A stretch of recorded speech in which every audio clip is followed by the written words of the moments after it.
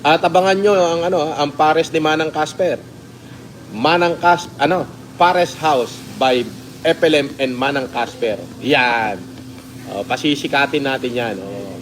Sisiguraduhin muna natin. Medyo hindi pa namin yung timplada. Kailangan masarap na masarap yan. Tapos affordable. Manang Casper, kayang-kaya mo ba yon? Bigyan mo nga sila ng idea kung ano nga abangan nila sa Pares House natin. Ano yan? Parang nila natin, ito na lang yung pinaka-idea.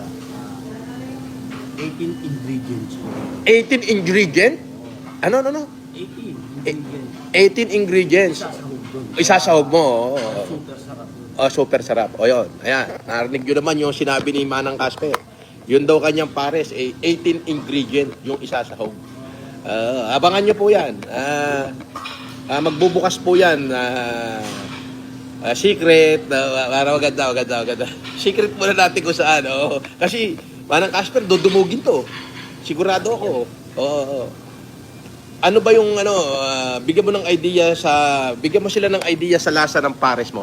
Pares natin po, ano yan, hindi siya maalat. Hindi maalat, Hindi matabang. hindi matabang, Hindi matamis. hindi matamis, Hindi malapot. hindi malapot, Hindi malabnaw. hindi malabnaw, Di kalibre lang. di kalibre lang.